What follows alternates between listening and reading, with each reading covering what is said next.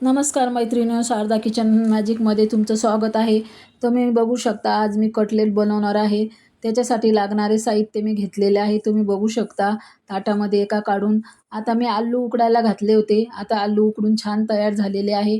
आता त्याची पूर्णपणे मी साल काढून घेतलेली आहे. आता पूर्ण साल काढून झाल्यानंतर मी 3 ते 4 आलू घेतलेले आहे. बाकी मी साईडला ठेवलेले आहे. आता तुम्ही बघू शकता छान मी याला खिसून घेत आहे. तुम्ही याला मॅशसुद्धा करू शकता, पण मॅश केल्यानं उंडा एकदम प्लेन येत नाही आहे. त्याच्यामध्ये थोड्याशा गुठळ्या राहतात, म्हणून मी याच्यामध्ये खिसूनच घेतलेले आहे. आता मी याच्यामध्ये घातलेला आहे 1 वाटी रवा. त्याच्यामध्ये घातलेला आहे कांदा, हिरवी मिरची, जिरं, ओवा आणि गरजेनुसार आपल्याला याच्यामध्ये तिखट थोडंसं, त्याच्यामध्ये कस्तुरी मेथी, हिरवा धनिया. आता त्याच्यामध्ये 2 चमच मी घातलेलं आहे लाल तिखट. आता त्याच्या अनुसार थोडं त्याच्यामध्ये 2 चमच मी मीठ घातलेलं आहे. तुमचे गरजेनुसार तुम्ही वापरू शकता. कमी जास्त तुम्ही जास्त केले तर तुम्ही त्याला जास्त यूज करावं लागेल.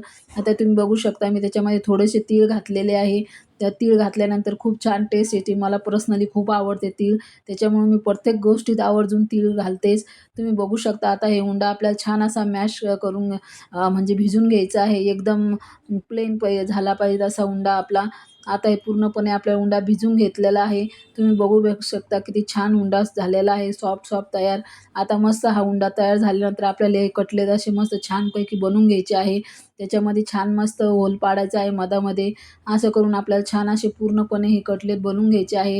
हे एकदम बाहेरून असे एकदम क्रिस्पी राहतात आणि आतून एकदम असे नरम आणि एकदम सॉफ्ट राहतात आणि मुलं मजानं खातात. खूप छान लागतात. टेस्टसुद्धा खूप छान असते याची. आणि आपल्याला प्रत्येक वेळेस प्रश्न पडतो की मुलांसाठी नवीन नवीन काय बनवायचं. तुम्ही याला चहासोबत म्हणून खाण्याला सोबतसुद्धा करू शकता, चहासोबतसुद्धा खाऊ शकता किंवा तुम्ही याला टिफिनमध्ये पण यूज करू शकता मुलांच्या. असं करून हे पूर्णपणे आपल्याला हे बॉल बनवून घ्यायचे आहे. आता छानपैकी असे बॉल तयार करून घ्यायचे आहे आपल्याला. आणि ही रेसिपी तुम्हाला आवडल्यास नक्की तुम्ही ट्राय करा आणि आवडल्यास लाईक, सबस्क्राईब करायला बिलकुल विसरू नका आणि कमेंट्समध्ये सुद्धा सांगायला विसरू नका ही रेसिपी कशी झाली म्हणून. आणि तुम्ही जर एकच वेळेस मुलांना बनवून दिले, तुम्ही नक्की मुलं तुम्हाला आवर्जून 2-2 वर हप्त्यातून 2 तरी दिवस तुम्हाला ही रेसिपी करून मागतील, कारण की खायला खूप टेस्टी लागते. असे पूर्णपणे करून आपल्याला हे पूर्ण गोळे आपल्याला बनवून घ्यायचे आहे, जेणेकरून आपल्याला नंतर फ्राय केल्या जाईल. आता हे पूर्णपणे मी हे असे गोळे बनवून घेतलेले आहे. तुम्ही बघू शकता आता हे पूर्ण गोळे तयार झालेले आहे. आपण असे पूर्णपणे असे हे बनवून घेतलेले आहे चापट-चापट. आता मी कॉर्नफ्लॉवर घेतलेलं आहे. त्याच्यामध्ये मी थोडंसं पाणी घातलेलं आहे. आता त्याच्यामध्ये पाणी घालून आपल्याला छान असं कटलेट बुडवून घ्यायचे आहे. ते आणि मी रवा घेतलेला आहे. तुम्ही ब्रेडचे चुरासुद्धा याला यूज करू शकता.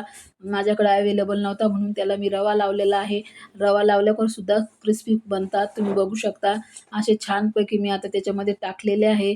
तुम्ही बिना याचे सुद्धा तळू शकता, पण बिना याच्यात तळल्यानंतर ते खूप तेल पकडतात. त्याच्यामध्ये आलू असतं.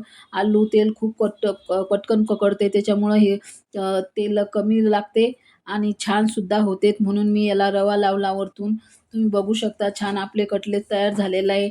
आवडल्यास नक्की लाईक, सबस्क्राईब करायला विसरू नका. धन्यवाद.